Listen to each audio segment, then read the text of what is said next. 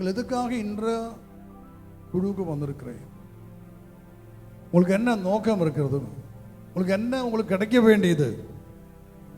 உங்களோட உள்ளத்திலே மனதிலே பல எண்ணங்கள் இருக்கிறது இல்லையா?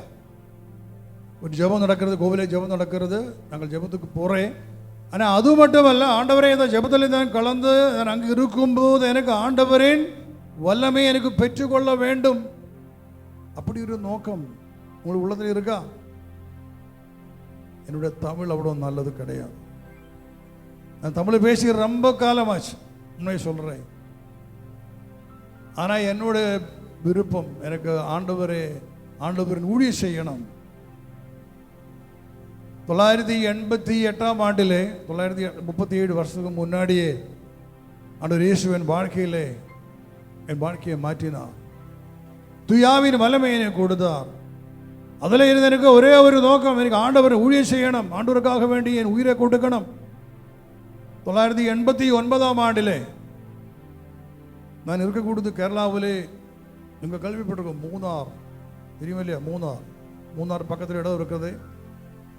அங்கே ஒரு இடம், அந்த இடத்துக்கு பேராக்கும் சூரியநெல்லி சொல்வேன். அங்கே ஒரு தேவாலயம், ஒரு ஆலயம் அங்கே இருக்கிறது. ஆனால் அது ஒரு ஸ்டேஷன். அங்கே ஞாயிற்றுக்கிழமை மட்டும்தான் பூசி இருக்கும். சாமியார் ஞாயிற்றுக்கிழமை மட்டும்தான் வரும். ஆனால் அங்கே இருக்கக்கூடிய 99% மக்களும் தமிழ்நாடு சேர்ந்த தமிழ் மக்கள். நான் ஆண்டவரை பெற்றுக்கொண்டதுக்கு அப்புறம் எனக்கு பயங்கர, நான் இப்படியே பைபிளை தூக்கி ஒவ்வொரு வீட்டுக்கும் போவேன். அங்கே போய் ஜெபம் பண்ணி ஆண்டவரோட வார்த்தையை சொல்லி கடைசி நான் சாமியார்கிட்ட சொன்னேன், இப்படி ஒவ்வொரு வீடும் போகிறதுக்கு பயங்கர கஷ்டமாக இருக்குது, நிறைய மக்கள் இப்போ ஜெபத்தை கேட்டுட்டு இருக்கு. ஆனால் எனக்கு நீங்கள் ஜெபாலயம் கொடுக்க வேண்டும், தேவாலயம் கொடுக்க வேண்டும்.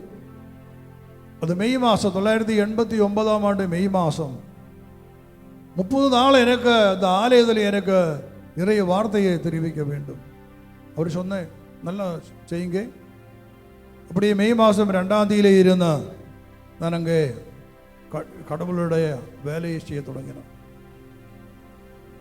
4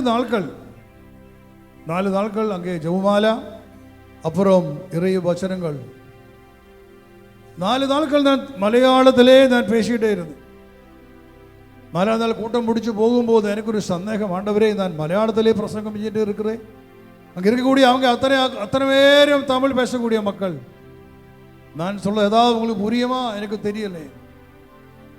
4ஆம் நாள் கூட்டம் முடிச்சு போகும்போது கிட்டத்தட்ட 15 பேர் இருந்தேன். 15 பேர், நிறைய பெண்கள், ஆண்களே கிடையாது, இந்த 2 பையங்கள் மட்டும் இருந்தது.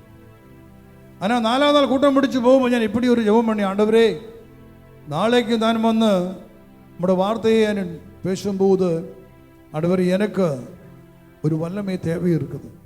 நான் மலையாளத்தில் பேசும்போது இவங்க எல்லாம் தமிழாக உங்களுக்கு புரிய வேண்டும். ஏனெனில் ராயப்பர் பந்தகுசா விழாவிலே ஆவியின் வல்லமையை பெற்றுக்கொண்ட ராயப்பர் அவருடைய பாஷையிலே அவர் அந்த ஜனத்தோடு பேசும்போது அங்கே நிறைய வார்த்தையை அப்போஸ்தலர் பணி 2ஆம் அதிகாரம் வாசிக்கிறோம். 16 ராஜ்யங்களில் வந்த 16 பாஷை பேசக்கூடிய யகூதர்கள் அங்கே இருந்தார்.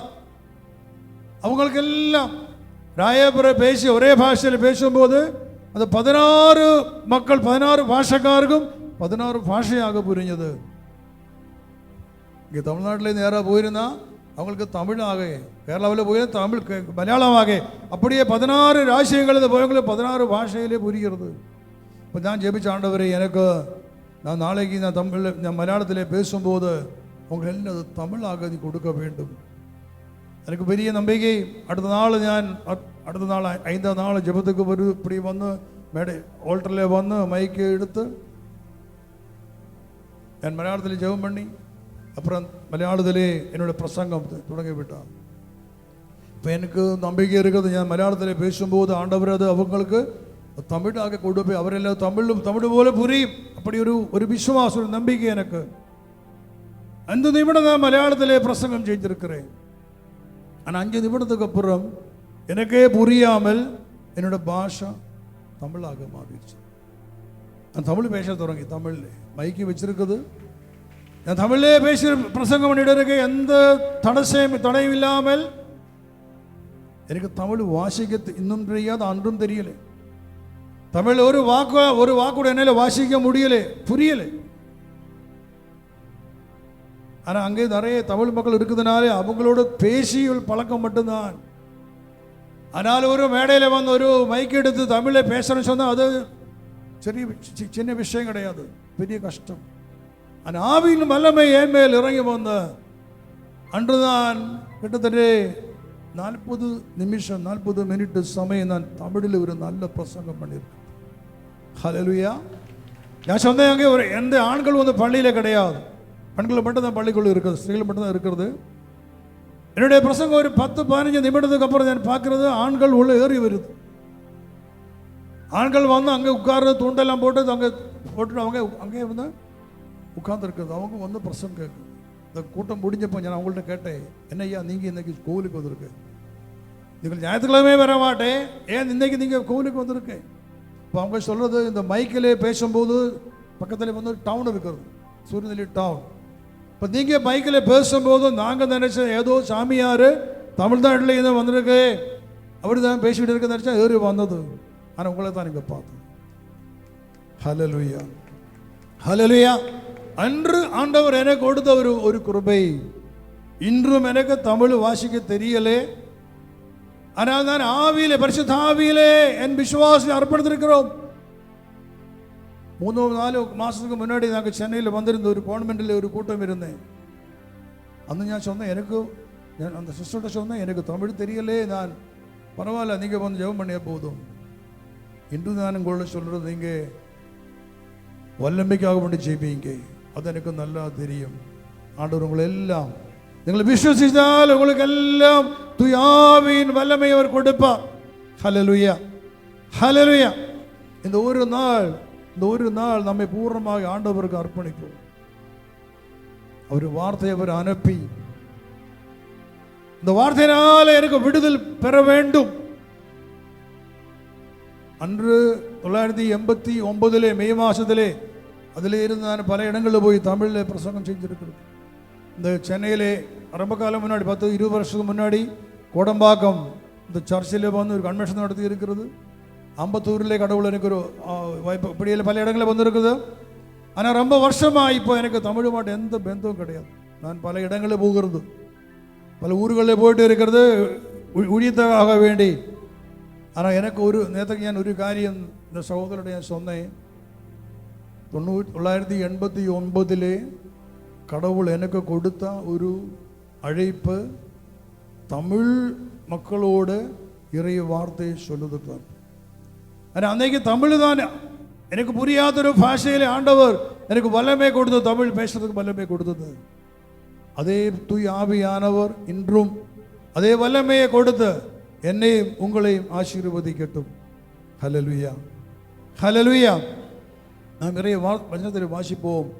அருளப்படும் நற்செய்தியிலே 2ஆம் அதிகாரத்திலே, அருளப்படும் நற்செய்தி 2ஆம் அதிகாரம், அது இயேசு கிறிஸ்துவினுடைய முதலாவது ஒரு பணி, முதலாவது அற்புதத்தை குறித்து அங்கே கூறியிருக்கிறது.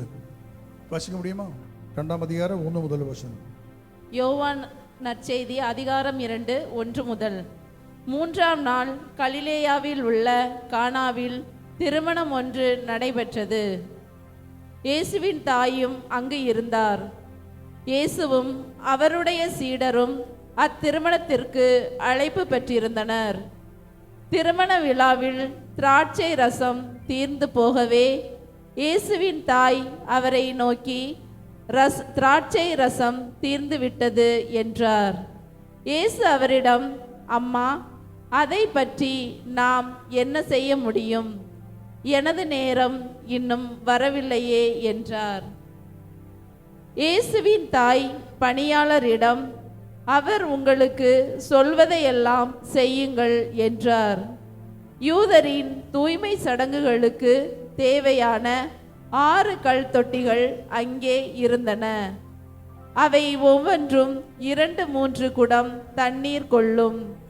இயேசு அவர்களிடம், இத்தொட்டிகளில் தண்ணீர் நிரப்புங்கள் என்று கூறினார். அவர்கள் அவற்றை விளிம்பு வரை நிரப்பினார்கள். பின்பு அவர், இப்போது மொண்டு பந்தி மேற்பார்வையாளரிடம் கொண்டு போங்கள் என்று அவர்களிடம் கூறினார்.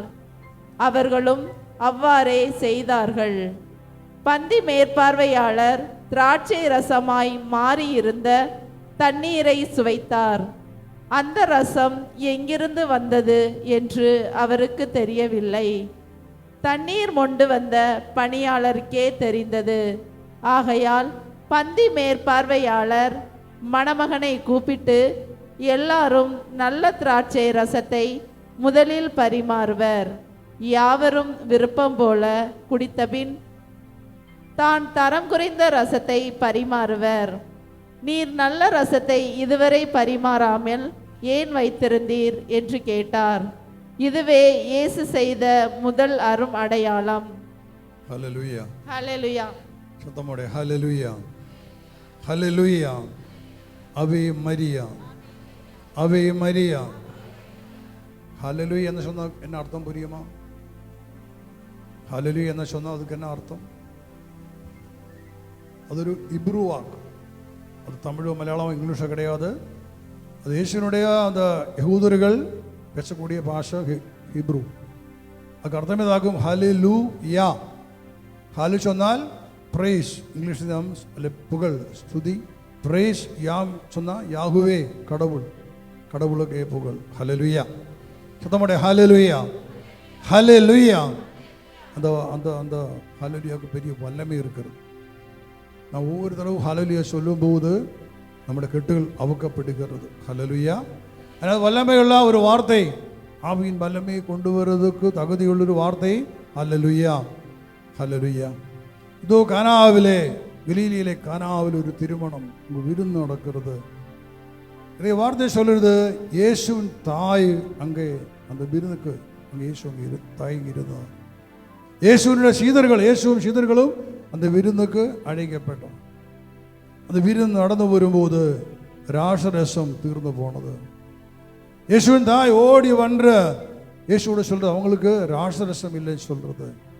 அப்போ இயேசு என்ன சொன்னது? அது உங்க தமிழ்ல வாசிச்சது அம்மா என்று வாசி, அம்மா இயேசு சொல்லலை. அம்மான் தான் இருக்கு. அம்மா அம்மா அல்ல, அது ராங் டிரான்ஸ்லேஷன். இயேசு சொன்னது ஸ்திரீயே.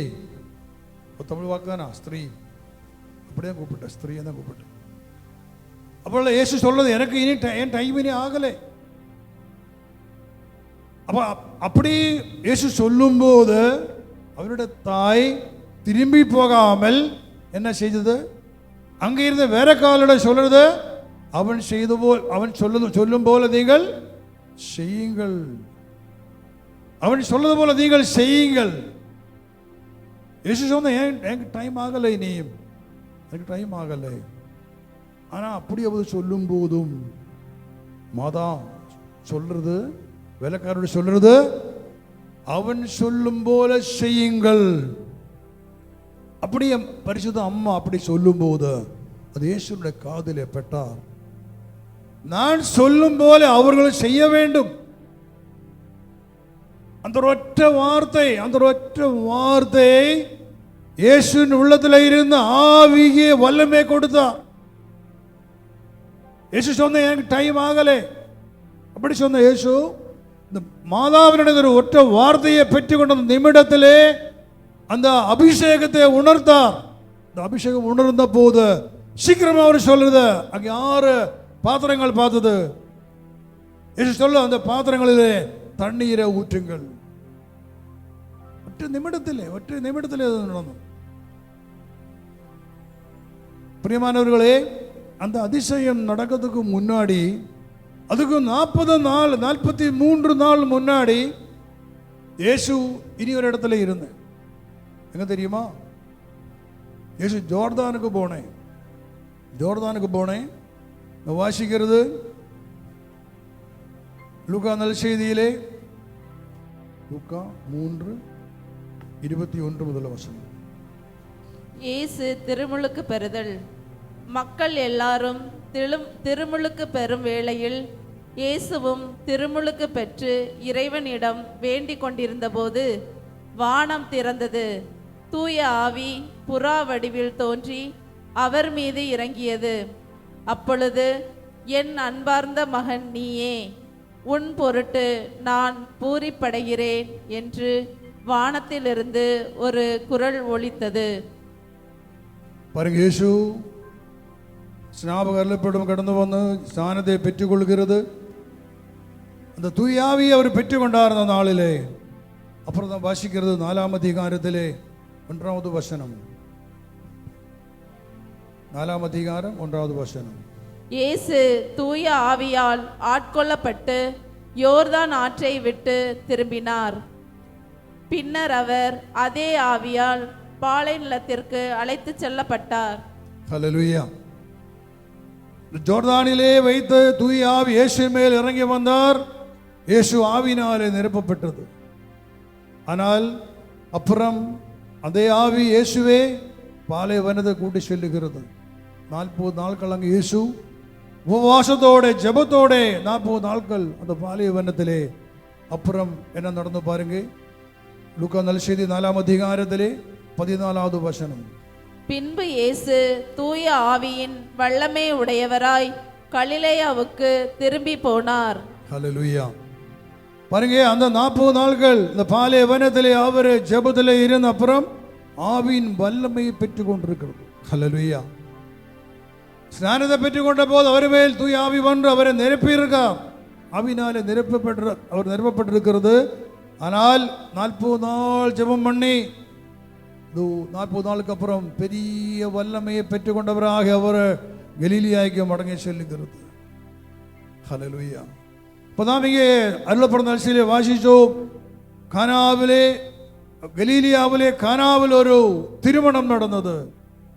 கலிலேயாவிலே கானாவில் பேசு பாலைவனத்திலே இருந்த இந்த கலிலேயிலே கானாவுக்கு வருகிறது. சொல்லுது 3ஆம் நாள் அந்த வல்லமையை பெற்றுக்கொண்டு தம்முடைய ஊராகிய கலிலேயாவில் வந்து 3 நாளுக்கு அப்புறம் தான் இந்த திருமணம் நடக்கிறது. அது இயேசு அழைக்கப்பட்டிருக்கிறது, அவர் சீதர்களும் அழைக்கப்பட்டிருக்கிறது. அங்கே வைத்து தான் இந்த ராசரசம் தீர்ந்து போனது. இயேசுவின் தாய் ஏன் இயேசுவின் தாய் வந்த இயேசுவோட சொல்றது அவருக்கு ராசரசம் இல்லை சொல்றது காரணம் என்ன? ஏனெனில் பரிசுத்த மாதாவோடு கூடி இருக்கக்கூடிய வல்லமை அபிஷேகம் பரிசுத்தாவிதான் அவரே இயேசுவினோட போய் சொல்றதுக்குள்ள அந்த இன்ஸ்பிரேஷன் மாதாவுக்கு கொடுத்தது. அந்த பரிசுத்தாவி மாதா மேல் பரிசுத்தாவி இருந்தது, மாதா மேல் பரிசுத்தாவின் வல்லமை இருந்தது. அந்த அபிஷேகமாகும் மாதாவோட போய் சொல்ல, இயேசுவோட சொல்ல, அவங்களுக்கு ராசரசம் இல்லைன்னு சொல்லி மாதாவை அனுப்பி விடுகிறது. மாதா வந்து சொல்றது, அம்மா வந்து சொல்றது ராசரசம் இல்லை. பேச சொல்றது ஏன் டைம் இனி ஆகலை. ஆனால் மாதா நேரு திரும்பி இந்த வேலைக்காரனோட சொல்றது, அவன் சொல்றது போல செய்யுங்கள்.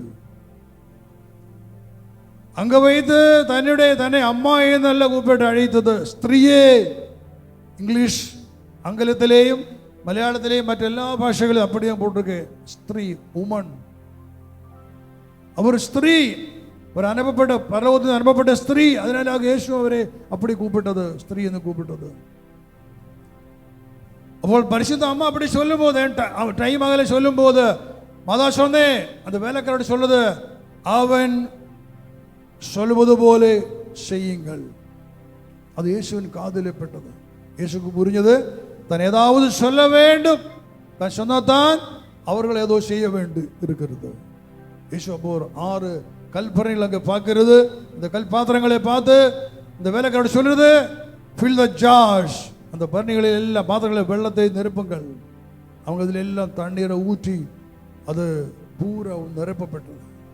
அப்புறம் தான் வாசிக்கிறது, இயேசு சொல்றது, அதை கொண்டு போய் டேஸ்ட் பண்ணி பாருங்க சொல்றது.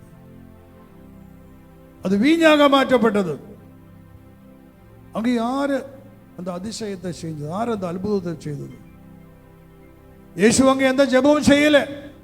ஆண்டவரே உம்முடைய ஆவியை ஊற்றி இந்த தண்ணீரை ஆசீர்வதித்து இது ராட்சசமாக மாற்றும் என்று சொல்லலை. அவர் அந்த பாத்திரத்து மேலே கையை நீட்டி இது ராட்சசமாக மாறட்டும் சொல்லலை. பிறகு எப்படி அது அந்த தண்ணீர் எப்படி ராட்சசமாக மாற்றப்பட்டது? புரியுமா? நான் சொல்லுக்குள்ள புரியுதா? அப்படி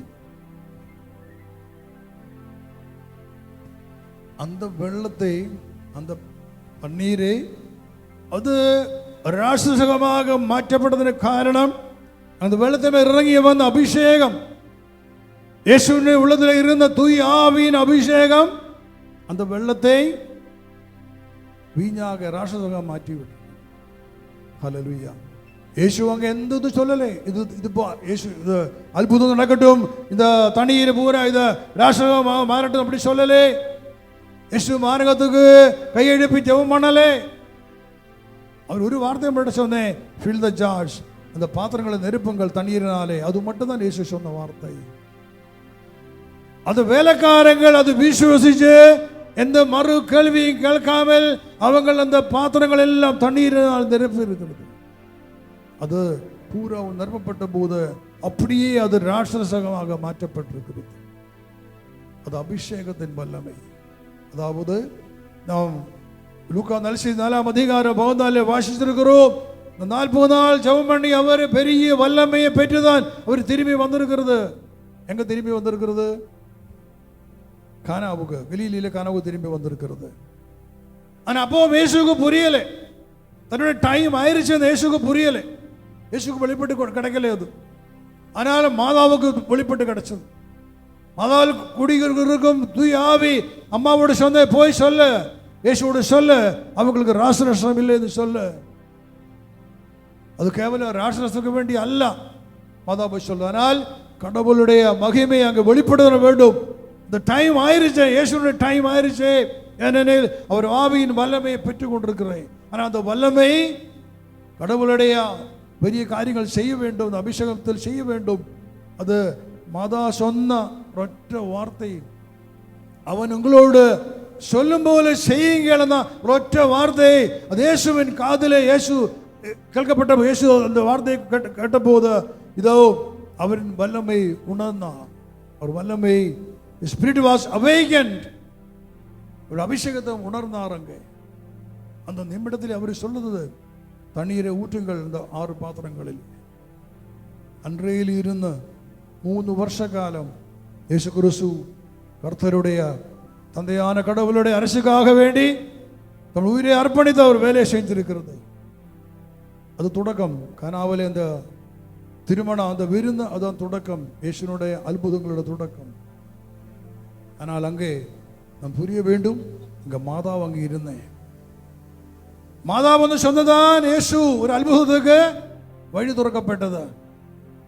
இன்று இங்கே ஒரு விருந்து நடக்கிறது.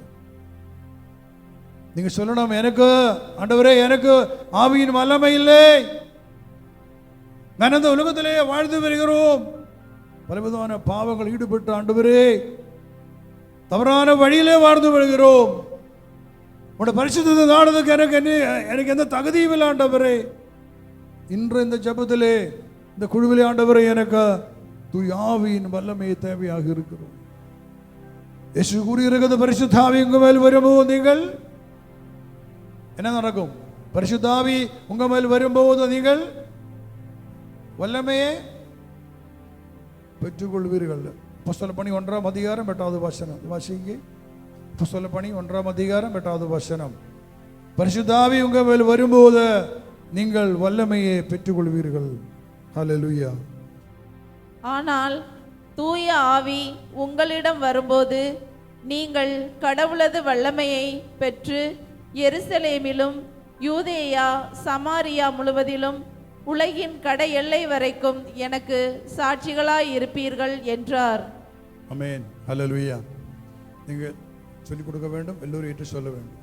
திருத்தூதர் பணி 1ஆம் அதிகாரம் 8வது வசனம். ஆனால் சொல்லுங்க. தூய ஆவி உங்களிடம் வரும்போது நீங்கள் கடவுளது வல்லமையை பெற்று எருசலேமிலும் யூதேயா சமாரியா முழுவதிலும் உலகின் கடை எல்லை வரைக்கும் எனக்கு சாட்சிகளாய் இருப்பீர்கள் என்றார். ஆகையால் சத்தமா தூய ஆவி உங்களிடம் வரும்போது நீங்கள் கடவுளது வல்லமையை பெற்று எருசலேமிலும் யூதேயா சமாரியா முழுவதிலும் உலகின் கடை எல்லை வரைக்கும் எனக்கு சாட்சிகளாய் இருப்பீர்கள் என்றார்.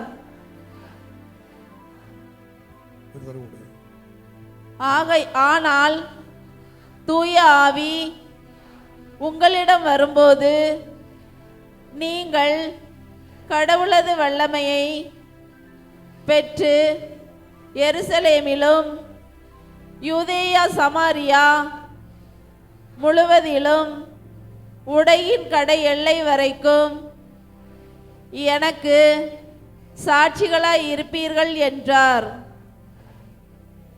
ஹல்லேலூயா, ஹல்லேலூயா.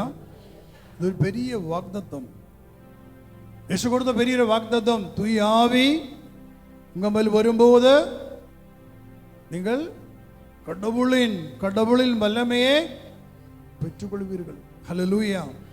பாருங்க, பரிசுத்த ஆவி அவர் எங்கிருந்து வருகிறது? வானகத்திலே இருந்து வருகிறது, கடவுளிலிருந்து வருகிறது. அந்த தூய ஆவி அவர் விருப்பமாக இருக்கு, நம்ம உள்ளத்துல வந்து வாசம் செய்ததுக்கு அவரு தாகமாக இருக்கிறோம். ஆனால் நமக்கு தாகம் இல்லை. நமக்கு என்ன தாகம்?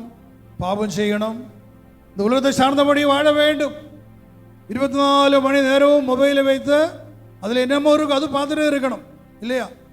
உங்களுக்கு எத்தனை மக்களுக்கு வாசி இருக்கிறது ஜெபம் பண்ணுறதுக்கு? நீங்கள் எத்தனை பேர் ஒரு நாள் 1 மணி நேரம் ஜெபம் பண்ணக்கூடிய எத்தனை பேருக்கு இருக்கிறது? யாரும் கை தூக்க வேண்டாம், கை தூக்க வேண்டாம். நீங்கள் யோசிச்சா போதும். உங்களுக்கு 24 மணி நேரம் ஒரு நாளைக்கு இருக்கிறது. இந்த 24 மணி நேரத்தில் 1 மணி நேரம் கடவுளுக்கு கொடுத்து ஜெபிக்கிறது உங்களுக்கு எத்தனை பேருக்கு வாழ்க்கையிலே நீங்கள் எத்தனை பேர் ஜெபிக்கிறது?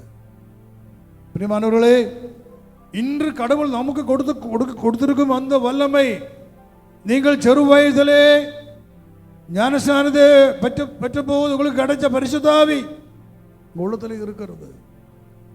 நீங்கள் கோவிலுக்கு வருது, பூஜைக்கு வருகிறது, நீங்கள் பாப சங்கீதனம் செய்கிறது, நன்மையை வாங்கிறது, அப்படி ஒரு ஒரு ஒரு நார்மலாக ஒரு சாதாரணமான ஒரு வாழ்க்கையை வாழ்ந்துட்டு வருகிறது. நீங்க இந்த இயேசுவின் உடலை பெற்றுக்கொள்ளும் உங்களுக்கு என்ன கிடைக்கிறது? கடவுளின் உடல் அது நான் பெற்றுக்கொள்வது ஒரு திருப்பலியிலேயும். அது எவ்வளவு வல்லமை உள்ள கடவுள்!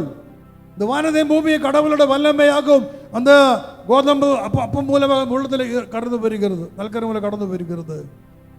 ஆனால் நமக்கு அது புரியும், ஆனால் புரியாதபடி வாழ்ந்து வருகிறது. நம்மளாலே ஒரு கொஞ்ச நேரம் இருந்து ஜெபம் பண்ண முடியலை. இவ்வளோ கூட இந்த நேரம் இவ்வளோ சமயம் ஜெபிக்கும் போது உங்களுக்கு பயங்கர கஷ்டம் பலருக்கு இருக்கும். எப்போ முடிக்கும், எப்போ முடிக்கும், எப்போ முடிக்கும், இப்படி தான் சிந்தனை உள்ளத்தில்.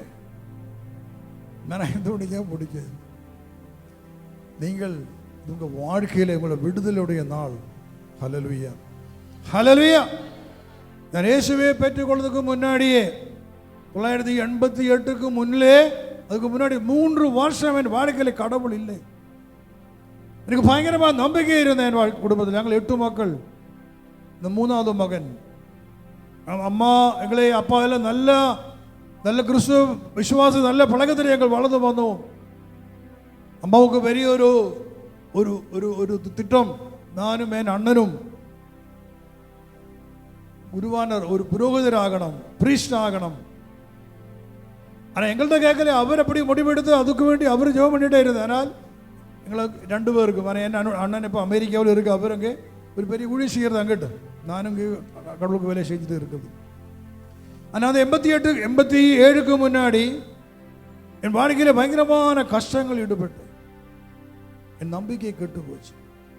நான் இவ்வளோ தினம் கண்ணீர் வெடிச்சு ஜெபம் பண்ணியிருக்கிறோம். நான் படித்தது மும்பையில் படிச்சிருக்கிறோம். படிப்புக்கு அப்புறம் என்னோட அப்பா என்னோட சொன்னேன், நீ என் கூட்டத்தில் வா, சூரியநிலையில் கொஞ்சம் இடம் வச்சிருக்க, அங்கே அவரே உதவி பண்ணதுக்கு யாரும் இல்லை. அப்பா என்னோட சொல்ல, நீ திரும்பி போக வேண்டாம், எனக்கு ஒரு பெரிய எண்ணம் இருந்தேன், நோக்கம் இருந்தேன். எனக்கு என்னோட டிகிரி படினம் முடிச்ச அப்புறம் வெளிநாட்டுக்கு போகணும், அப்படியே போய் பணம் சம்பாதிக்கணும், இதாக என்னுடைய எண்ணம். ஆனால் அப்பா என்னோட சொல்லும்போது சரி அவருடைய கஷ்டத்தை பார்த்து நான் சொன்னேன், சரி நான் போக மாட்டேன். அவருடைய கூட்டத்திலே அவருக்கு உதவி செய்து அவருடைய ஒரு கொஞ்சம் இடம் இருக்கிறது, அங்கே நான் அப்பாவுக்கு சப்போர்ட் ஆகாது என்று. ஆனால் கொஞ்ச நாள் கழியும்போது எனக்கு பயங்கரமான கஷ்டங்கள், எனக்கு விசுவாசம் இல்லை, எனக்கு ஜெபிக்கிறதுக்கு முடியாத, ஏன் விசுவாசம் கட்டு போயிருச்சு, கடவுளே இல்லை என்று ஏன் நிறைய மக்கள்கிட்ட சொல்லியிருக்கேன். ஆனால் நான் 3 வருஷம் கண்ணீர் வெடித்து ஜெபம் பண்ணிக்கிட்டும் எனக்கு எந்த தாக்கலும் கிடைக்கல. ஆண்டவர் என்கிட்ட எதுவும் சொல்லவே இல்லை, எனக்கு எந்த பிளஸிங்கும் கிடைக்கல வாழ்க்கையிலே. அப்புறம் எதுக்கு ஜெபம் பண்ணணும்? நான் சொன்னேன் கடவுள் இல்லை, அதெல்லாம் வெறும் பொய். இயேசு சொல்றது ஒரு சாதாரண மனிதன், அதுக்கப்புறம் இயேசு யாரும் இல்லை, இப்படி தான் நிறைய மக்கள்கிட்ட சொல்லி இருக்கிறது. ஆனால் எனக்கு நம்பிக்கை கெட்டு போயிடுச்சு. நான் நிறைய ஜெபம் பண்ணிக்கிட்டும் ஆண்டவரிடம் எனக்கு எந்த பதிலும் எனக்கு கிடைக்கல. அப்படி என்னோட விசுவாசத்தை கெட்டு போனது. ஆனால் 1988 கடைசியிலே நான் நினைச்ச கடவுள் இல்லை, இயேசு இல்லை, யாருமே இல்லை, எதுக்கு இந்த உலகத்தில் வாழணும்? அன்று எனக்கு 3 குழந்தைகள் இருக்கிறது, நான் எதுக்கு இந்த உலகத்தில் வாழணும்? எனக்கு உயிரோட இருக்க வேண்டாம், எப்படியாவது இந்த உயிரை கெடுத்துவோம், அந்த ஒரு சிந்தனையிலே கொஞ்சம் காலங்கள் அப்படி இருக்கும்போதாகும் எனக்கு ஒரு சான்ஸ் கிடைச்சது, ஒரு கரிஸ்மாட்டிக் ரிட்ரீட்டுக்கு போகிறதுக்கு. நான் இந்த ரிட்ரீட்டுக்கு போகும்போது எனக்கு போகிறதுக்கு இஷ்டம் இல்லை. ஆனால் என்னுடைய ஒரு சகோதரர் என்னை ஃபோர்ஸ் பண்ணிகிட்டே இருந்து, நீங்கள் போங்க போங்க போங்க, எப்போ பார்த்தாலும் சொல்லுவேன், நீங்கள் போனால் நீங்கள் போய் அந்த தியானத்தில் கலந்தால் தான் உங்களுக்கு கொஞ்சம் ஆசீர்வாதம் கிடைக்கும். நான் சொன்னேன் எனக்கு அந்த விசுவாசம் இல்லை, ஆண்டவர் இல்லை, அப்புறம் எதுக்கும் தான் போனோம். கடைசியில் நான் முடிவெடுத்த, சரி போய் பார்ப்போம், ஒரு உண்மையான கடவுள் இருப்போம் தெரியும், பார்ப்போம். இப்படியாக தான் அந்த தியானத்துக்கு போனது. ஒரு சின்ன குரூப், 50 பேர் மட்டும் இருந்த அந்த குரூப்பில். நான் அங்கே செல்லும்போது நான் சொன்னேன், ஆண்டவரே நீ உயிருள்ளவரா, நீ உண்மை உள்ளவரா, நீ எங்கே இருக்கிறே?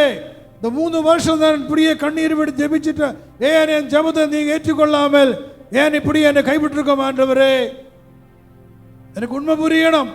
நான் வேற எதுவும் கேட்கல.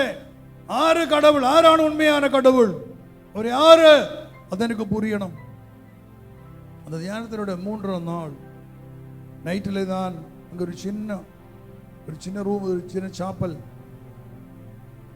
நான் அங்கே போய் ஜெபம் பண்ணும்போது ராத்திரி 9:30 மணி சமயம் அங்கே ஜெபம் பண்ணும் சமயத்தில் திடீர்னு ஒரு பெரிய ஒளி என் முன்னாடி. நான் பார்க்கும்போது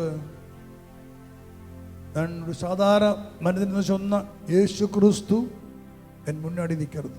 2 கைகளை இப்படி எழுப்பி 2 கையில இருந்து பயங்கரமான ஒளி, அந்த ஒளியாகும் அந்த ரூம் எல்லாம் நிறைந்தது. நான் அவர் முகத்தை பார்த்து, அவர் கண்களை பார்த்து பெரிய அதிசயத்தோடு என் பார்க்கிறது. கடவுள் அல்ல இந்தியா சொன்னவர், ஒரு சாதாரண மனுஷன் சொன்னவர், ஏதோ என் முன்னாடி ஒரு பெரிய மனிதனாக என் முன்னாடியே வெளிப்பட்டிருக்கிறோம். கொஞ்சம் நேரம் அவர் அப்படியே பார்த்துட்டு இருந்தேன். இந்த முழங்கால் போட்டு முழங்கால் ஜெபம் பண்ண சமயம் கொஞ்ச நேரத்துக்கு அப்புறம் இயேசு அவர் மறைஞ்சு போனார். அப்புறம் இது பரிசுத்த மாதா 2 கைகளையும் இப்படியே சேர்த்து வைத்து அந்த அம்மா முன்னாடியே வந்து இப்படியே 2 கைகளையும் எழுப்பி மேலாக எழுப்பி ஆசீர்வதிக்கிறது. அப்படியே வலது பக்கம் திரும்பி அம்மாவும் கடந்து போனது. அப்புறம் 2 தெய்வ தூதர்கள், அவங்க பெரிய சைஸில் உள்ள தூதர்கள், அவங்க எனக்கு வெளிப்பட்டது. அப்புறம் அந்த நைட்டில் ஒரு 9:30 மணியில இருந்து ராத்திரி 11:30 மணி வரைக்கும் பலவிதமான காட்சிகளை பார்த்து நான் அங்கே அதுக்குள்ளே இருந்தேன். கண்டிட்டு இல்லாத பலவிதமான காரியங்கள் ஆண்டவர் காமிச்சு கொடுத்தது.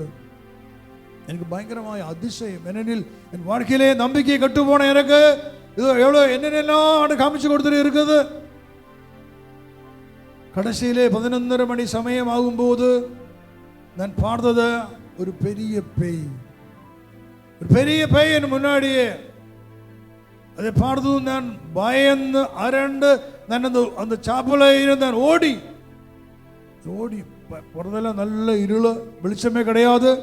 நான் என்னோட ரூமில் போய் சேர்ந்தேன். ரூமில் போய்ட்டு எனக்கு பயங்கரமான மன கஷ்டம். ஆண்டவரை பார்த்த, இயேசுவை பார்த்தபோது பயங்கரமான மகிழ்ச்சி, சந்தோஷம். மாதாவை பார்த்தபோல் பெரிய சந்தோஷம். இந்த தூதர்களை பார்த்துருக்கோம், பரலோகம் பார்த்துருக்கிறோம், நிறைய காரியங்கள் ஆண்டவர் காமிச்சு கொடுத்துருக்கிறோம். பயங்கரமான சந்தோஷம், மகிழ்ச்சியாக இருந்தேன். ஆனால் இந்த பேய் எங்க போத போது எல்லாம் கிட்டு போயிருச்சு. எனக்கு பயங்கரமான பயம். ஏன் அப்படி ஒரு பேய் எங்க வந்து காரணம் என்ன? அப்படி எனக்கு ரூமில் போய் எனக்கு பாத்ரூம் போகிறதுக்கு பயமாக இருக்கிறேன். நான் என் படுக்கையில் அப்படியே உட்கார்ந்து இருந்தேன். அப்படியே வருத்தப்பட்டு இருக்கும்போது திடீர்னு ஒரு அந்த ரூமில் ஒரு மூவ்மெண்ட், ஒரு சலனம். என் கண்ணை தூக்கி பார்க்கும்போது பரிசுத்த அம்மா இந்த ரூமுக்குள்ளே ஒரு ஜெபமாலை கையில் வைத்திருக்கிறோம். அந்த ஜெபமாலை இப்படியே காமிக்கிறது, இப்படியே ஜெபமாலை இப்படியே காமிச்சு. அப்போ எனக்கு புரிஞ்சது, அம்மா என்னோட ஜெபமாலை சொல்கிறது. ஆனால் அன்றைக்கு எனக்கு ஜெபமாலை அவ்வளோ தெரியலே. ஆனால் அருள் தெரிந்த மாதிரி வாழை அந்த ஜெபம் ഞാൻ சீக்கிரமாக அந்த ஜெபம் 3 தடவை சொன்னதும் ஒரு பெரிய ஒளி, பெரிய வல்லமை மேல் இறங்கி வந்தது. ஒரு பெரிய சக்தி எனக்கு கிடைச்சது, ஒரு வல்லமை எனக்கு கிடைச்சது. என் பயம் இல்லாமல் என்னை விட்டு போச்சு. பயங்கரமான ஒரு வல்லமை, ஒரு பெரிய பாறையை உடைக்க முடியாத வல்லமை எனக்கு கிடைச்சது. நான் போய் குளிச்சு நல்லா தூங்கி, ஆனால் அடுத்த நாள் மறுபடியும் அந்த தியானத்தில் போய் கலந்து அங்கே இருக்கும்போது நான் நினைச்சேன், இது எப்படி நடக்கும்? இதெல்லாம் என்னமோ போய் எனக்கு நம்பிக்கை இல்லை, எனக்கு விசுவசிக்க முடியலை. நான் சொன்னேன், நான் நம்ப மாட்டேன், இதெல்லாம் கடவுளுடைய சார்ந்த கிடையாது. இவங்க என்னமோ வேலைத்தனம் பண்ணி வச்சிருக்கிறே, அதெல்லாக்கும் இப்படிப்பட்ட காரியங்களை ഞാൻ കണ്ടത്. ഞാൻ വിശ്വസിக்க மாட்டேன். ഞാനേ அந்த நிமிடம் ഞാൻ விசுவசிக்க மாட்டேன் சொன்ன நிமிடத்திலே அது ஒளியெல்லாம் என்னை விட்டு போனது. என் கண்ணுக்கு முன்னாடியே பெரிய இருள் மட்டும். அன்று இரவிலே 9:30 மணி சமயத்துக்கு நான் அந்த ஷாப்பில் கடந்து செல்லுகிறது. நான் சொன்ன, ஆண்டவரே, நேற்று இவங்களே பார்த்த போல எனக்கு எவ்வளோ மகிழ்ச்சி இருந்தேன், ஆனால் எனக்கு விசுவசிக்க முடியலை. இதெல்லாம் உண்மையா? இதெல்லாம் எப்படி நடக்கும்? எனக்கு விசுவசிக்க முடியல. ஆண்டவரே, நான் கொஞ்ச நேரம் அங்கே முழங்கால் போட்டு ஜெபம் பண்ணி, ஆனால் எந்த பதிலும் இல்லை. ഞാൻ ഒരു முடிவெடுத்து ഞാൻ சொன்னேன், போக மாட்டேன். எனக்கு உண்மையே புரியணும். என்னோட வாழ்க்கையோட கடைசி நாட்கள் எனக்கு இங்கே ஒரு கடவுளை எங்கிட்ட பேசாம இருந்தால், உண்மை சொல்லாம இருந்தால், நான் இங்கே இருந்து போயால் எனக்கு வாழ்க்கை கிடையாது. எனக்கு உண்மை புரியணும் ஆண்டவரே. நான் போக மாட்டேன். இந்த சாப்பல்ல இருந்தால் காலையில் 5 மணி வரைக்கும், 5 மணிக்கு தான் எனக்கு மணி அடிக்கும், அது 5 மணி வரைக்கும் தான் இங்கே இருப்பேன். அப்படி ஒரு முடிவு எடுத்ததும் சீக்கிரமாக நான் பார்க்கறது, என் கண்ணு முன்னாடி பார்க்கறது ஒரு சிலுவை மரம், ரொம்ப தூரத்தில். இந்த சிலுவையில் இயேசு கிறிஸ்து தொங்கி இருக்கிறது. நான் தான் பார்க்கறது, சிலுவையுடைய பின்பக்கம் தான் பார்க்கறது. நான் கேட்ட, ஆண்டவரே, நீ என்கிட்ட கோபமாக இருக்கிறாயா? என்னை மன்னியும் இயேசுவே, எனக்கு விசுவசிக்க முடியலே. அப்படி நான் சொன்ன போது அந்த தூரத்தில் நான் பார்த்த அந்த சிலுவை திரும்பி என்னிடம் திரும்பி அது என் கிட்டத்துக்கு வருகிறது. அப்படியே என் கிட்டத்துக்கு க்ளோஸ்அப் ஆக கிட்டத்தில் வந்த ஒரு 3 அடி அகலத்தில் அந்த சிலுவை மரம் வந்து நின்றது. பெரிய சிலுவை மரத்தில் ஆண்டவர் இயேசு கிறிஸ்து 3 ஆணிகளால் தொங்கி இருக்கிறோம். உடல் எல்லாம் காயப்பட்டு உடல் பூரா ரத்தமாக இருக்கிறோம். தலையிலே ஒரு பெரிய முள்முடி, அது தலையிலே உள்ள ஏறி ஒரு முடியெல்லாம் ரத்தமாக இருக்கிறது. ஒரு கையிலே இருந்த சொட்டு சொட்டாக ரத்தங்களை விழுந்துட்டு இருக்கிறது. காலில் இருந்த ஒரு நிமிடம் நான் இது பார்த்ததும் எனக்கு தாங்க முடியலை. அவரு அந்த அந்த வேதனையை பார்த்து எனக்கு அந்த வேதனையை எனக்கு சகிக்க தாங்க முடியலை. நான் சொன்ன, ஆண்டவரே, என் மன்னி, என் பாவி, நான் விசுவசிக்கிறோம் இயேசுவே, நீர் எனக்காக வேண்டித்தான் 2000 ஆண்டுக்கு முன்னே சிலுவையிலே அறையப்பட்டது. என்னை மீட்பதற்கு தான் ஆண்டவரை நான் விசுவசிக்கிறேன். நான் மறுபடியும் ஆண்டு சொன்ன, ஆண்டவரே, இதோ நான் இப்போது என் வாழ்க்கையை நான் இங்கே ஒப்பு கொடுக்கிறோம். இனிமேல் இத்தனை வருஷம், 32 வருஷம் நான் எனக்காக இந்த வேண்டி இந்த உலகத்திலே வாழ்ந்திருக்கிறோம். ஆனால் இனிமேல் எனக்கு இயேசுவுக்கு வேண்டி வாழ வேண்டும். ஆண்டவரே, எனக்கு உம்முடைய பிள்ளையாக எனக்கு வாழ வேண்டும் ஆண்டவரே. அப்படி நானே ஒரு முடிவன் உள்ளத்தில் இருந்து வருகிறது. அதன் இயேசுவோட சொல்றது, இந்த சிலுவையின் பக்கத்திலே சிலுவையின் அடியிலே நான் என்னை அர்ப்பணித்து நான் சொன்ன இனிமேல் நான் ஆண்டவரே உமக்கு வேண்டி வாழ்வேன் ஆண்டவரே. அப்புறம் ஆண்டவர் எனக்கு கொடுத்த அபிஷேகம், இந்த தியானத்திலே ஒரு பெரிய ஆசீர்வாதம் கொடுத்தவர் என்னை அனுப்பி, அப்புறம் எனக்கு பெரிய ஒரு நோக்கம், ஒரு கடவுள் இருக்க, உயிரோடு இருக்க இந்த உலகத்தோடு சொல்ல வேண்டும். எத்தனையோ மக்கள் நம்பிக்கை இல்லாமல், நம்பிக்கை கட்டு வேதனையிலே தற்கொலையை பண்ணும்போது சிந்தனையிலே எத்தனையோ மக்கள் வாழ்ந்து வருகிறது. எனக்கு சொல்லணும், ஒரு கடவுள் இருக்கிறது, உயிரோடு இருக்கிறது, அவராகும் இயேசு கிறிஸ்து. ஹல்லேலூயா, ஹல்லேலூயா. பிரியமானவர்களே, அந்த ஆண்டவர் என்னை கொடுத்த அந்த அழைப்பு, இந்த 37 வருஷமாக இந்த அழைப்பிலே வாழ்வதற்கு, ஆவியின் வல்லமையிலே வாழ்வதற்கு ஆண்டவர் என்னை ஆசீர்வதிச்சிருக்கிறது. என்ற உலகத்திலே பல இடங்களிலே போய் ஊழிய செய்வதற்கு ஆண்டவர் எனக்கு அழைப்பை கொடுத்திருக்கிறது. இந்த நவம்பர் மாதம் இந்த 30ஆம் தேதியிலே இன்று இந்த பங்கிலே ஆண்டவர் கொண்டு வந்திருக்கிறோம். உங்களை ஆசீர்வதிக்கிறது, உங்களை குடும்பங்களையும் ஆசீர்வதிக்கிறது. கர்த்தராகிய இயேசு கிறிஸ்துவில் விசுவாசியுங்கள், நீயும் என்னோட வீட்டாரும் மீட்படைவார். இந்த வசனத்தை வாசிடுங்க. அப்போஸ்தலர் பணி 16ஆம் அதிகாரம் 32வது வசனம். அப்போஸ்தலர் பணி 16ஆம் அதிகாரம் 32வது வசனம். கர்த்தராகிய இயேசு கிறிஸ்துவில் விசுவாசி. பின்பு அவர்கள் ஆண்டவரின் வார்த்தையை அவருக்கும் அவர் வீட்டில் இருந்தோர் அனைவருக்கும் அறிவித்தார்கள். அதற்கு அவர்கள், ஆண்டவராகிய இயேசுவின் மேல் நம்பிக்கை கொள்ளும், அப்பொழுது நீரும் உன் வீட்டாரும் மீட்பை அடைவீர்கள் என்றார்கள். அல்லேலூயா. எல்லோரும் ஏற்று சொல்ல வேண்டும். வாசி கொடுங்க. அதற்கு அவர்கள் எல்லோரும், அதற்கு அவர்கள் ஆண்டவராகிய இயேசுவின் மேல் நம்பிக்கை கொள்ளும், அப்பொழுது நீரும் உம் வீட்டாரும் மீட்படைவீர்கள் என்றார்கள். அதற்கு அவர்கள் ஆண்டவராகிய இயேசுவின் மேல் நம்பிக்கை கொள்ளும், அப்பொழுது நீரும் உம் வீட்டாரும் மீட்படைவீர்கள் என்றார்கள். ஹல்லேலூயா, ஹல்லேலூயா. இயேசுவே நன்றி, இயேசுவே நன்றி. ஹல்லேலூயா. கர்த்தராகிய இயேசு கிறிஸ்துவில் விசுவாசியுங்கள். நீ விசுவசிக்கும் போது நீ உன்னுடைய குடும்பம், உன்னோட வீட்டாரும் மீட்படைவர்.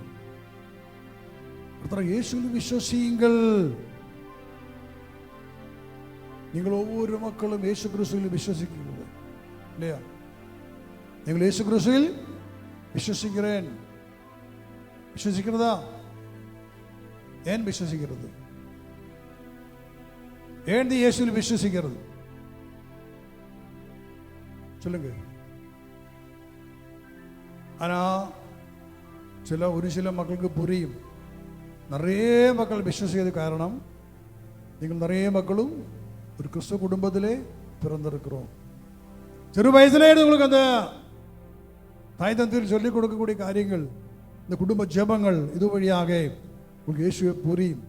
ஆனால் அதுக்கப்புறத்தை உங்க வாழ்க்கையில் இயேசு உங்களுக்கு யார்? உங்களுக்கு இயேசு யார் உங்கள் வாழ்க்கையிலே? சொல்ல முடியுமா? நம்ம சொன்ன மீட்பர், உண்மை. இயேசு எனக்கு மீட்பர். ஆனா அதை நீங்க சொல்லும் போது உங்க வாழ்க்கையில உங்களுக்கு உண்மையான மீட்பை நீங்கள் பெற்றுக் கொண்டிருக்கிறதா? எப்படி இந்த மீட்பை பெற்றுக்கொள்ள முடியும்? அதாகும் பவுலோஸ் அப்போஸ்தலர் சொல்லுது, கர்த்தராகிய இயேசு கிறிஸ்துவில் விசுவாசியுங்கள். நமக்கு எப்படி இயேசுவில் விசுவாசிக்க முடியும்?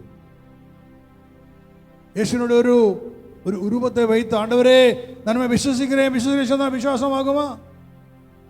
எப்படி உண்மையான விசுவாசம் சொன்ன என்ன? നിങ്ങൾ യേശുവെ വിശ്വസിക്കണമെന്നാൽ അങ്ങ് 2 കാര്യങ്ങൾ இருக்க வேண்டும். 3 കാര്യങ്ങൾ.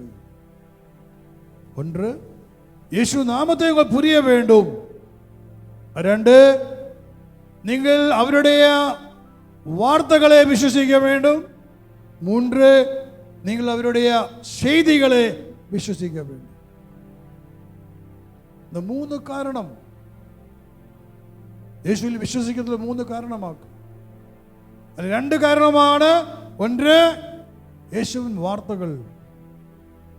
இயேசு உண்மையான கடவுள் என்று அவர் தெரிவிக்கிறது அவருடைய வார்த்தைகள் மூலமாக. அது வார்த்தை சொன்னால் இந்த பைபிள், இந்த பைபிள் எழுதப்பட்டதெல்லாம் அவருடைய வார்த்தைகள். நாம் இந்த வார்த்தைகளை தான் பெற்றுக்கொள்ள வேண்டும். எந்த கடவுளை வார்த்தை சொன்னா என்ன அதுக்கு அர்த்தம்? அருளப்படும் நற்செய்தியிலே 1ஆம் அதிகாரம் 1வது வசனம் வாசிங்க. தொடக்கத்தில் வாக்கு இருந்தது, அவ்வாக்கு கடவுளோடு இருந்தது, அவ்வாக்கு கடவுளாயும் இருந்தது. ஹல்லேலூயா. எல்லோரும் ஏற்று சொல்ல வேண்டும். தொடக்கத்தில் வாக்கு இருந்தது, அவ்வாக்கு கடவுளோடு இருந்தது, அவ்வாக்கு கடவுளாயும் இருந்தது. ஹல்லேலூயா. தொடக்கத்திலே வார்த்தை இருந்தது, அது கடவுளோடு சேர்ந்து இருந்தது, அது கடவுளாக இருந்தது வார்த்தை தொடக்கத்திலே. இப்போ அந்த வார்த்தை எங்க இருக்கு? தொடக்கத்திலே அந்த வார்த்தை கடவுளோடு சேர்ந்து இருந்த வார்த்தை, இப்போ அந்த வார்த்தை எங்க இருக்கு? அதுக்குள்ள உத்தரம் 1ஆம் அதிகாரத்திலே 14வது வசனம். வாக்கு மனிதரானார், நம்மிடையே குடிகொண்டார், அவரது மாட்சியை நாங்கள் கண்டோம். அருளும் உண்மையும் நிறைந்து விளங்கிய அவர் தந்தையின் ஒரே மகன் என்னும் நிலையில் இம்மாட்சியை பெற்றிருந்தார். ஹல்லேலூயா. பாருங்க, கடவுளோடு சேர்ந்த அந்த வார்த்தை, முதலாவது தொடக்கத்திலே அந்த வார்த்தை கடவுளோடு சேர்ந்து இருந்த இந்த வார்த்தை அது மாம்சமான கன்னியாமரியாள் உதரத்திலே அது மாம்சமான இயேசு கிறிஸ்துவாக இந்த பூமியிலே பிறந்திருக்கிறது. அந்த வார்த்தை நம்மோடு கூட இருக்கிறது. ஹல்லேலூயா. கடவுளோடு சேர்ந்த வார்த்தை இப்போ நமக்கு கொடுக்கப்பட்டிருக்கிறது, நம்மோடு சேர்ந்து. அதனால நமக்கு இந்த வார்த்தை, இந்த பைபிள் நமக்கு கொடுக்கப்பட்டிருக்கிறது. அந்த வார்த்தை அது கடவுள். அதான் வாசிச்சு கேட்டு 1ஆம் அதிகாரம் 1 வசனம், அது கடவுளாக இருந்த வார்த்தை சொன்ன கடவுள். கடவுள வார்த்தை அது கடவுளாக இருக்கிறோம். கடவுள வல்லமை இந்த வார்த்தையில் இருக்கிறேன். நீங்கள் அந்த வார்த்தையை பெற்றுக்கொண்டு கடவுளுக்கு உங்க உள்ளத்தில் இடம் கொடுக்க வேண்டும். கன்னியாமரியாள் அந்த வார்த்தையை பெற்றுக்கொண்டு அவருடைய வயிற்றிலே ஒரு கனியாக, ஒரு கருவாக அது வார்த்தையை உருவாக்கப்பட்ட இந்த இயேசு கிறிஸ்து கடவுளாக இந்த உலகத்துக்கு கடந்து வந்திருக்கிறது. இன்று நாம் கிறிஸ்துவங்களை பொறுத்த அளவிலே கடவுளுடைய வார்த்தையை நாம் இதயத்தில் ஏற்றுக்கொள்ள வேண்டும், உள்ளத்தில் ஏற்றுக்கொள்ள வேண்டும், அங்கு இடம் கொடுக்க வேண்டும். அந்த வார்த்தையை அங்கே தங்கி அங்கே வாசம் செய்து அங்கு உயிரோடு அந்த வார்த்தை இருக்கிறதுக்கு நாம் அனுமதியை கொடுக்க வேண்டும். ஹல்லேலூயா, ஹல்லேலூயா. நாம் ஜெபத்துக்கு வருகிறது, யாரோ என்னவோ பேசுறது, இதெல்லாம் கொஞ்சம் கேட்டு கொஞ்சம் நல்லா கதையெல்லாம் பேசி அப்படி போறது இல்லை. பிரியமானவர்களே, வார்த்தையை நீங்க காதிலே கேட்டு அது உள்ளத்திலே நீங்க அதை பெற்றுக்கொள்ள வேண்டும், இதயத்திலே பெற்றுக்கொள்ள வேண்டும். நீங்க விசுவசிக்கும் போது, வார்த்தையை விசுவசிக்கும் போது உங்க உள்ளத்துக்கு அது கடந்து வருகிறது. அது மட்டுமல்ல, அந்த வார்த்தைக்கு நீங்க கீழ்ப்படியும் போது, அந்த வார்த்தையை நீங்க கீழ்ப்படிந்து அந்த வார்த்தையை படி வாழும் போது தான் அந்த வார்த்தைக்கு உள்ளத்திலே அது மாம்சமாக மாறப்படுகிறது. ஹல்லேலூயா. அப்படிப்பட்ட ஒரு வாழ்க்கை நமக்கு தேவையாக இருக்கிறது. வார்த்தையை நாம் உள்ளத்தில் இடம் கொடுத்து அங்கே இயேசுவை நாம் பெற்றுக்கொள்ள வேண்டும். வார்த்தை சொன்னா இயேசு, அங்கே இயேசுவை நாம் பெற்றுக்கொள்ள வேண்டும். நாம் இயேசுக்கு உள்ளத்தில் இடம் கொடுக்க வேண்டும் அந்த வார்த்தை வழியாக. இன்று இயேசு உள்ளத்திலே இருக்கிறாயா? இயேசுக்கு உள்ளத்திலே வாசம் செய்கிறாயா? நீங்க திருவமான திருப்பலியிலே இயேசுவின் திரு உடலை நீங்க பெற்றுக்கொள்கிறது, நல்கரணை பெற்றுக்கொள்கிறது. அந்த இயேசு உங்க உள்ளத்திலே தங்குறதா, அங்க வாசம் செய்கிறதா? ஏசோர்னோ உங்களுக்கு சொல்ல முடியாது. நான் சொல்லுவேன், நீங்கள் என்ன செய்தாலும் சரி, நீங்கள் ஆண்டவரின் வார்த்தைக்கு கீழ்ப்படிந்து வாழனால் எதுவும் நடக்க மாட்டேன். ஆண்டவரின் வார்த்தைக்கு கீழ்ப்படிந்து வாழ வேண்டும். அங்கேயாக்கும் ஆசீர்வாதம், அங்கேயாக்கும் வல்லமை. பாவம் செய்யாமல் இருக்கணும் என்றால் உள்ளத்தில் வார்த்தை இருக்க வேண்டும். கொஞ்சம் வாசிக்கிறது 1 அருளப்பர் 3ஆம் அதிகாரம் 15வது வசனம். 1 அருளப்பர் 1 John 3:15. 1 அருளப்பர் 3ஆம் அதிகாரம் 15வது வசனம். 15. சகோதரனே பகைக்கவன் கொலையாளி என்று சொல்லிருக்குது. 1:3:15. பாருங்க, நிறைய வார்த்தையை கூறியிருக்கிறது. சகோதர சகோதரியை வெறுப்பவர் அவர் கொலைகாரங்கள். அந்த வார்த்தை உள்ளத்தில் இருந்தால் நமக்கு யாரையும் வெறுக்க முடியாது. ஹல்லேலூயா. அதாக்கும் அந்த வார்த்தை உள்ளத்தில் இருந்தால் நமக்கு யாரையும் நமக்கு பகையோட பேச முடியாது. ஏனென்றால் நான் சகோதரரை வெறுக்கும் போது நான் கொலைகாரன், அது புரியும் போது நான் யாரையும் வெறுக்க மாட்டேன். பயம் இருக்கேன். ஆண்டவருடன் தான் பாவம் செய்கிறது. நீ விபச்சாரம் செய்யக்கூடாது, வேஷத்தனம் பண்ணக்கூடாது, அது வார்த்தை, அது கட்டளை, அது உள்ளத்தில் இருந்தால் இந்த பாவம் செய்ய மாட்டேன். நீ கொலை செய்யக்கூடாது கட்டளை, கடவுளோட கட்டளை, அது உள்ளத்தில் இருந்தால் நீ கொலை செய்ய மாட்டேன். வார்த்தைக்கு தான் உள்ளத்தில் இடம் கொடுக்க வேண்டும். ஹல்லேலூயா. கன்னியாமரியாள் அந்த வார்த்தையை பெற்று உள்ளத்திலே பெற்று அது தன் வயிற்றிலே அது மாம்சமாக மாறுவதற்கு தன் வாழ்க்கையை அவர் அர்ப்பணித்திருக்கிறோம். இதோ கர்த்தருடைய தாசி என்று சொல்லி தம்மை அவர் பூர்ணமாக அர்ப்பணித்திருக்கிறோம். பிரியமானவர்களே, நாமும் ஆண்டவரின் வார்த்தையை பெற்றுக்கொள்ளும் போது இதோ ஆண்டவரே உம்முடைய தாசன் உம்முடைய தாசி அப்படி சொல்லி நாம் நம்மை அர்ப்பணிக்க வேண்டும். என்னுடைய சித்தம் அல்ல ஆண்டவரே, உம்முடைய சித்தம் நிறைவேறட்டும். எனக்கு அந்த என்னெல்லாம் சித்தங்கள் இருக்குது ஆண்டவரே. நான் இந்த உலகத்துக்கு அடிமையாக வாழும் போது நான் அதுக்கு பின்னாடி தான் போயிட்டு இருக்கிறது. ஆண்டவரே நாட மாட்டேன். ஆனால் let the word of Jesus Christ come and abide in you. கடவுளுடைய வார்த்தை உங்க உள்ளத்திலே கடந்து வந்து அங்க தங்குவதற்கு, அங்க வாசம் செய்வதற்கு நீங்கள் அனுமதியை கொடுங்கள். உங்க வாழ்க்கையிலே ஆசீர்வாதங்கள் பெற முடியும். வாழ்க்கையிலே ஆவியின் வல்லமையை பெற்றுக்கொள்ள முடியும். ஹல்லேலூயா, ஹல்லேலூயா. மத்தேயு நற்செய்தியிலே 5ஆம் அதிகாரம் 14வது வசனம். மத்தேயு நற்செய்தி 5ஆம் அதிகாரம் 14வது வசனம். இயேசு சொல்றது, நீங்கள் இந்த உலகத்தினுடைய ஒளி, நீங்கள் இந்த உலகத்தினுடைய ஒளியாக இருக்க வேண்டும். அருளப்பர் நற்செய்தி 8ஆம் அதிகாரம் 13வது வசனம். இயேசு சொல்றது, நானோ இந்த உலகத்தினுடைய ஒளியாக இருக்கிறேன். ஹல்லேலூயா. இயேசு இந்த உலகத்தினுடைய ஒளி. அதே ஒளி இயேசு நமக்கு கொடுத்திருக்கிறார். through the word of God, அவருடைய வார்த்தை மூலமாக நமக்கு அந்த ஒளியை கொடுத்திருக்கிறது. நாம் அந்த ஒளியை பெற்றவங்கள் தான். நாம் இந்த உலகத்திலே கிறிஸ்துவின் ஒளியாக வாழணும். முதலாவது குடும்பத்திலே, ஒரு குடும்பத்திலே ஒரு அப்பன், அம்மா, மகள், ஒவ்வொரு ஆட்களும் கிறிஸ்துவினுடைய சாட்சிகளாக வாழணும். எப்படி சாட்சிகளாக வாழ முடியும்? கிறிஸ்துவினுடைய வார்த்தையை கடைபிடிச்சு அந்த வார்த்தை கீழ்ப்படிந்து வாழும் போது, இந்த வார்த்தையின்படி வாழும் போதுதான் எனக்கு உண்மையான சாட்சியாக மாற முடியும். நீ ஒரு சாட்சியாக மாறணும். அதுக்கு நாம் பெரிய விலை கொடுக்க வேண்டும். நிறைய காரியங்களை நாம் விட்டுவிட வேண்டும். உலகத்தில் சேர்ந்த மற்ற மக்களை போல அவர் செய்த செய்திகளே நமக்கு அவர் பின் செல்ல முடியாது. இயேசு தான் பின் செல்லுவேன். அவருடைய வார்த்தையை நம்பி இந்த வார்த்தை கீழ்ப்படிந்து நான் இயேசுவை தான் பின் செல்லுவேன். அப்படிப்பட்ட முடிவு நம் உள்ளத்தில் எடுக்க வேண்டும். அப்போ கடவுளுடைய வார்த்தை நம் உள்ளத்திலே ஒளியாக மாறும், அது வல்லமையாக மாறும். உங்க உள்ளத்திலே, உங்க இதயத்திலே வார்த்தை இருந்தால் தான் உங்களுக்கு பரிசுத்த ஆவியின் வல்லமை கிடைக்கும். அங்க வார்த்தை இல்லைன்னால் அங்கே எந்த ஆவிக்கும் வர முடியும், தங்க முடியாது. அசுத்த ஆவிக்கு வர முடியும், அந்த தூய ஆவிக்கு வர முடியாது. வார்த்தையில் உள்ளத்திலே வார்த்தை இல்லைன்னால், கடவுளின் வார்த்தை இல்லைன்னால், இறை வசனம் இல்லைன்னால் அங்கே அசுத்தாவி தீய சக்திகளுக்கு வர முடியும். ஆனால் கடவுளுடைய வார்த்தை, உயிருள்ள கடவுளுடைய வார்த்தை உள்ளத்தில் இருந்தால் அங்க எந்த தீய சக்திக்கும் வர முடியாது. அங்க தூய ஆவி உங்களுக்கு வல்லமை கொடுப்பேன். ஹல்லேலூயா, ஹல்லேலூயா, ஹல்லேலூயா. நாம் கைகளை எழுப்புவோம்.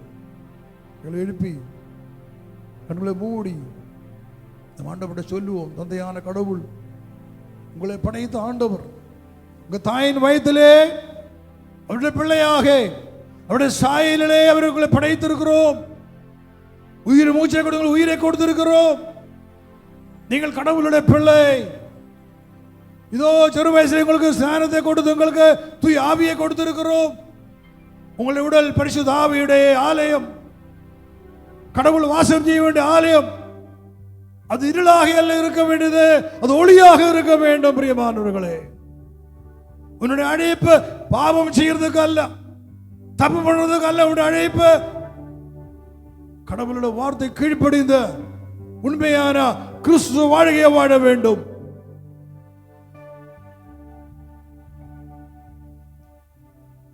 என்று உனக்கு அது செய்ய முடியல என்றால், நீ பாவத்திலே வாழ்ந்தால் எனக்கு அப்படி வயசுல சாட்சியாக வர முடியும். என்னுடைய ஆத்மாவை கெடுத்தி பேய் பிசாசுகளுக்கு இடம் கொடுத்து இதோ நீ பேயினுடைய அடிமையாக மாறப்படுகிறது. பாவம் மூலமாக நம் ஆண்டவரிடம் மன்னிப்பு கேட்போம். நான் கிறிஸ்துவனாக இருந்துட்டும் ஆண்டவரே, நம்முடைய வார்த்தைக்கு எதிராக நான் வாழ்ந்து வருகிறது. என் வாழ்க்கையில் கெட்ட பழக்கங்கள், குடிப்பழக்கங்கள், அப்படிப்பட்ட என்னென்ன பழக்கங்கள் வச்சிருக்கிறோம். மொபைல் போனிலே தவறான காரியங்களை பார்த்து விபச்சாரம் செய்கிறது. ப்ளூ ஃபிலிம்ஸ், போனோ மூவிஸ், இப்படிப்பட்ட பார்த்து பாவத்திலே வாழ்ந்து வருகிறது. நம்முடைய கண்களிலே பாவம் இருக்கிறது, நம்முடைய சிந்தனையிலே பாவம் இருக்கிறது, உடலில் உறுப்புகளிலே பாவம் இருக்கிறது. சிந்தனை எல்லாம் இருளாக கெட்டு போயிருக்கிறது. பாவம் உள்ளத்தில் இருந்தால் அங்க பேய் இருப்பேன். அது பிசாசு அங்க வருதுக்கு, பேய் அங்க வருதுக்கு இடம் கொடுக்கிறது. ஆண்டவரிடம் மன்னிப்பு கேட்போம், மனம் திரும்பவும். பிரியமானவர்களே, நமக்காக வேண்டிய சிலுவையிலே, கல்வாரி சிலுவையிலே உயிரை அர்ப்பணித்த இயேசு கிறிஸ்துவை பெற்றுக் கொள்ளுவோம். ஒரு வார்த்தையை பெற்றுக்கொண்டதான் நீருக்கு அவரை பெற்றுக்கொள்ள முடியும். இயேசுவின் வார்த்தை இல்லாமல் நீருக்கு அவரை பெற்றுக்கொள்ள முடியாது. ஒரு வார்த்தையை விசுவசித்து அந்த வார்த்தையை இதயத்தில் ஏற்றுக்கொண்டு நீ அதன்படி கீழ்ப்படிந்து வாழும்போதுதான் நீ இயேசுவை பெற்றுக்கொண்ட பிள்ளையாக மாறுகிறது. ஆண்டவரே, அதுக்குள்ள ஒரு வாய்ப்பை எனக்கு தாரும். எம்மில் இரக்கம் காட்டும் ஆண்டவரே. ஒரு பாவியாக வாழ்வதற்கு அல்ல மறித்து ஆண்டவரே, உம்முடைய பிள்ளையாக, சாட்சி பிள்ளையாக எனக்கு வாழ வேண்டும். அதுக்குள்ள வல்லமை எனக்கு தாரும் ஆண்டவரே. இதோ இந்த நாளிலே என்னை புது படைப்பாக மாற்றும் ஐயா. என்னை பூர்ணமாக அப்போது ஜெபிக்கிறோம். கைகளை எழுப்பி ஆண்டவரை சுதிப்போம். ஹல்லேலூயா, ஹல்லேலூயா. ஆண்டவரே, நன்றி, நன்றி, நன்றி, நன்றி, நன்றி, நன்றி. ஹல்லேலூயா, க்ளோரி, ஹல்லேலூயா, க்ளோரி, ஹல்லேலூயா, க்ளோரி. சுதிக்கிறோம், சுதிக்கிறோம் ஆண்டவரே. நன்றி, நன்றி ஆண்டவரே, நன்றி அப்பா. சுதிக்கிறோம். ஹல்லேலூயா, க்ளோரி, ஹல்லேலூயா, க்ளோரி, ஹல்லேலூயா. என்னை நிரப்பும் இயேசுவே. ஹல்லேலூயா, க்ளோரி, ஹல்லேலூயா, க்ளோரி, ஹல்லேலூயா. ஸ்தோத்திரம், ஸ்தோத்திரம், ஸ்தோத்திரம், ஸ்தோத்திரம், க்ளோரி, ஆராதனை. ஹல்லேலூயா, ஹல்லேலூயா, ஹல்லேலூயா, க்ளோரி, ஹல்லேலூயா, க்ளோரி. என்னை நிரப்பும் இயேசு தெய்வமே, இன்று நிரப்பும் உந்தன் ஆவியே. எல்லாரும் என்னை நிரப்பும் இயேசு தெய்வமே, இன்று நிரப்பும் உந்தன் ஆவியே. எல்லாரும் என்னை நிரப்பும் இயேசு தெய்வமே, இன்று நிரப்பும் உந்தன் ஆவியே. பேய்களை ஓட்டி நோய்களை போக்கும் பலனே வாருமே. பேய்களை ஓட்டி நோய்களை போக்கும் பலனே வாருமே. பலவீன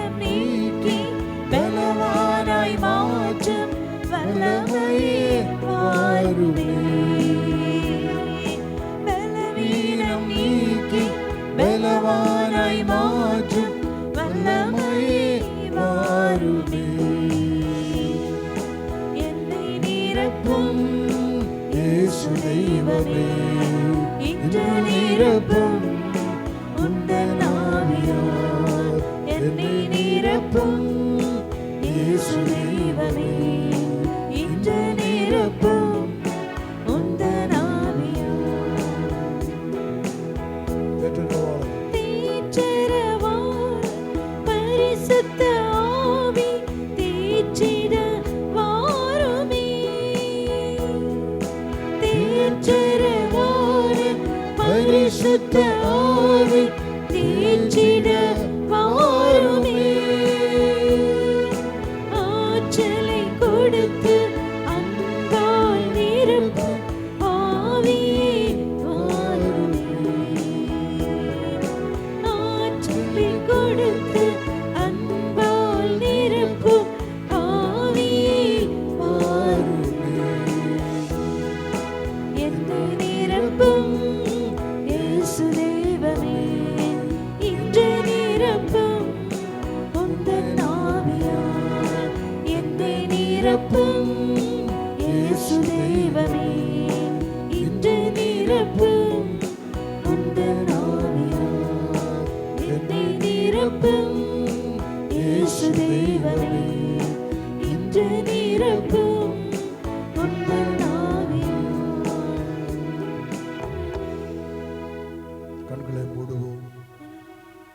கண்களை மூடி இதயம் துறந்து ஆண்டவரை அழைப்போம். இயேசுவே என் உள்ளத்திலே வாரும், என் உள்ளத்திலே வாரும் ஆண்டவரே. இதோ நான் தாகமோடு என்னை அழைக்கிறோம் ஆண்டவரே. என் உள்ளத்திலே வந்து ஆண்டவரே இங்கே வாசம் செய்யும் ஆண்டவரே. இந்த வார்த்தையில் மூலமாக ஆண்டவரே நீர் வாரும், என் உள்ளத்திலே வாசம் செய்யும். என்னை உங்களோட சாட்சியாக மாற்றும் ஆண்டவரே. எனக்கு உயிரை தாரும் ஆண்டவரே. எல்லா தவறான வழியிலே இருந்து என்னை மீட்டருளும், என்னை விடுவித்தருளும் ஆண்டவரே. எனக்கு தொலையை கொடுக்கும் அத்தனை பேய் பிசாசுகளின் பிடியிலே இருந்து அசுத்தாவிகளே இருந்து என்னை மீட்டருளும், என்னை விடுவித்தருளும் இயேசுவே. நிறைய என்னுடைய ஆண்டவர் இயேசுவே, நிறைய என்னுடைய கர்த்தர், நிறைய என்னுடைய மீட்பார். அனுமை நேசிக்கிறோம் ஆண்டவரே, அனுமை ஆராதிக்கிறோம் ஆண்டவரே, மகிமைப்படுத்துகிறோம். அன்னை பூர்ணமாக உமக்கு ஒப்பு கொடுத்து செபிக்கிறோம், அர்ப்பணிக்கிறோம் ஆண்டவரே. பரிசுத்த மாதா சொன்ன போல் இதோ கர்த்தருடைய தாசி, கர்த்தருடைய தாசன், கர்த்தருடைய தாசி எம்மில் இரக்கம் காட்டும். May the Lord touch you. May the Lord heal you. May the Lord sanctify you. May the Lord fill you with His Holy Spirit and power. உங்களுடைய வலது ரெண்டு கைகளை தலையில வைத்திருக்க. மறுபடியும் கண்களை மூடுவோம். துயாவி ஆண்டவரின் வல்லமை உங்கள் இறங்குவதாக. May the Holy Spirit come upon you all, fill you with His power. Receive the Holy Spirit. துயாவியே பெற்றுக்கொள்ளுங்கள், துயாவியே பெற்றுக்கொள்ளுங்கள். And be free and be healed.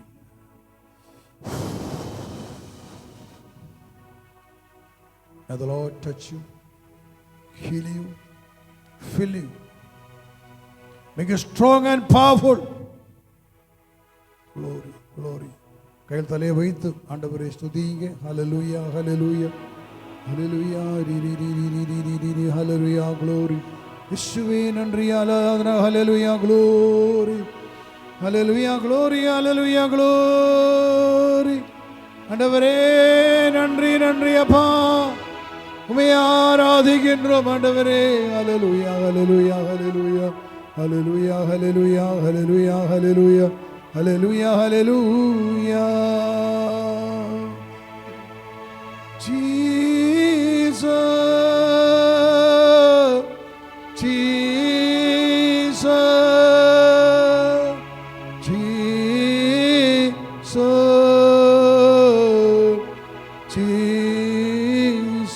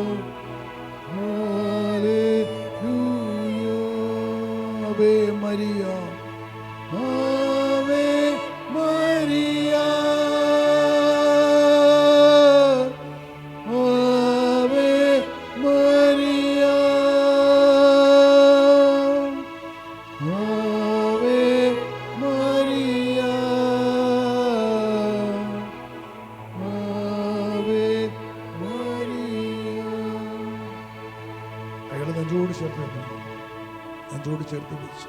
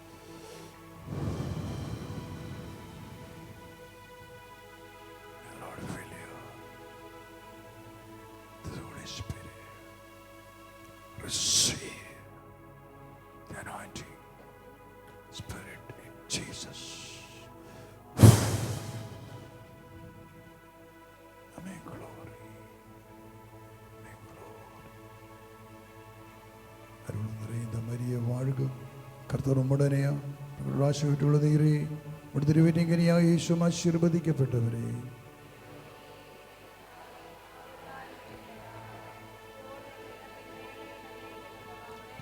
അരുൾ നിറയുന്ന മരിയെ വാഴുക കർത്താവ് ഉമ്മടനെയാ പങ്കുള്ള ആശീർവദിട്ടുള്ള നീരേ ഇവിടെ തിരുവേറ്റിങ്ങനെയാ യേശു ആശീർവദിക്കപ്പെട്ടവരെ.